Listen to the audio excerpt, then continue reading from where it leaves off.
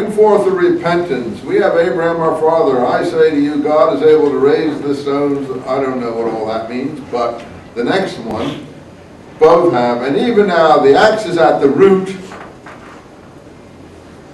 and every tree that bringeth forth not good fruit will be hewn down and cast into a furnace of fire. That's pretty aggressive. Not very pacifistic. Not very turn the other cheek either. Not returning good for evil either. That's a militant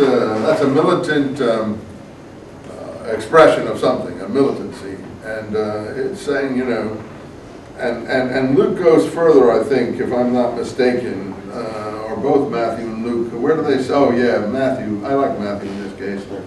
Matthew 12.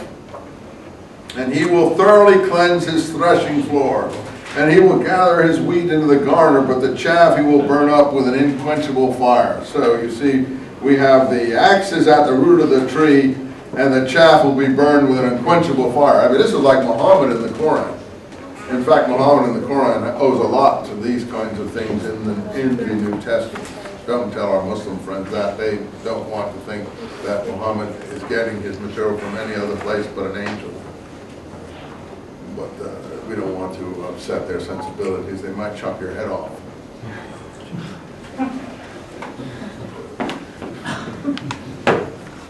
So much for, what is it when we have multicultural, what is it called, multiculturalism and PC, being nice to everyone? Well, some things you can't be nice about, unfortunately, because someone's going to chop your head off for saying something. You're in a difficult position. That's all I can tell you. You may not have a head.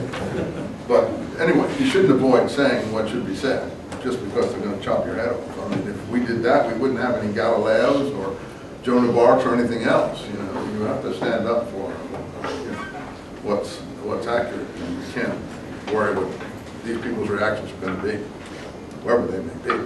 See, I've been walking a narrow, tight line here.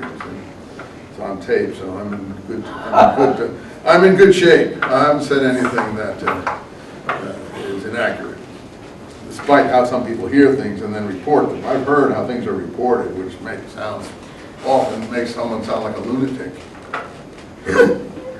It's easy to make people sound like a lunatic if you don't quote them correctly. You miss the fine points of what they might say. Anyway, in Luke 3:11, and he answered them, he said that he had 2 coats. Let him impart the one who has none. And the public, oh, now the tax collectors are coming out to be baptized. Oh, I'm glad that the tax collectors are looking for baptism. Publican is the word for tax collector, in case you didn't know what it meant in ancient English. The tax collectors want to be baptized with John. Oh, well, yeah, I can envision that one. In any case, tax collectors are usually, I believe, who collected the taxes in Palestine in this period? Judea in this period, the Herodians. This is a euphemism for Herodians. I don't think the Herodians were coming out to get baptized by John the Baptist, or even the Herodian retainers or hangers-on. It's like saying Saddam Hussein's party came out to whoever the righteous teacher is in the period of our time, and his followers, Saddam Hussein's henchmen, came out to get baptized. No, I know this starts to evaporate into not very convincing, shall we say. Watch one's words. Materials historically. So you say, well, Professor Eisenman, who are you to question this? Well, you have to decide whether you think this is convincing. If you want the tax collectors to come out to the baptism, okay. Now, according to Paul in Romans 13, this is fine. This is the way things should be, you know. Love your neighbor as yourself applies to paying tax to the authorities. So tax collectors are fine. And they're just good citizens as far as Paul's concerned. But that's not the way things are in Palestine at this time. There are wars being fought over collection of taxes in Palestine. Anyway, Master, what must we do, they say? Extort no more than what you were appointed to. And then the soldiers said, what what must me do? And he said, do violence to no man, neither exact anything wrongfully. Be content with your wages. Well, I don't know. I mean, you evaluate. That's what I sort of said is John's field sermon. Like the leader of an army here, the leader of an army almost. Soldiers, you know, people, tax collectors are not supposed to exhort too much. In any case, the final thing is pretty apocalyptic. You know, the fire is in the fan and the chaff ready for the burning. Okay. Line 18 in Luke 3:18.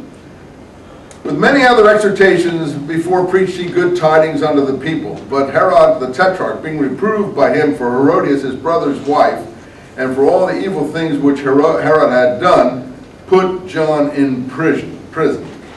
So here we have now a picture of John being imprisoned because of his objections, undelineated to what Herod the Tetrarch had done, to what Herod the Tetrarch had done with Herodias. And we know something about that. You can learn more about that in the Antiquities. What had he done? He had taken his brother's wife, half-brother really. And who was Herodias to both of them? They were her uncles. She was their niece, step-niece if you want, or you know, niece, half-niece. One, you know, these were all half-brothers because Herod had 10 wives, and these were all descendants of different wives. So you know, she's a niece, a quasi-niece to these people. All I can tell you is that in the Dead Sea Scrolls, these things are attacked. Niece marriage is attacked. So we can have more insight into what the problems John might be seeing here with the union of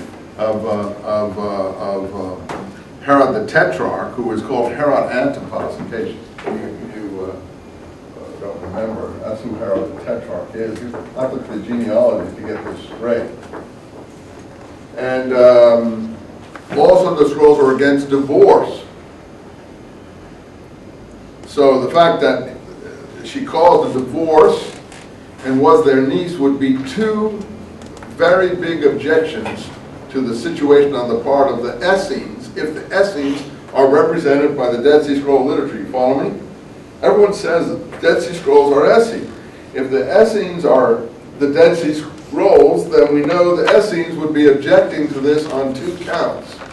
And a third count, you shall not multiply wives. The ruler shall marry only one wife and one wife only throughout his whole lifetime, and that shall be a Jewish woman. That's in the Temple Scroll.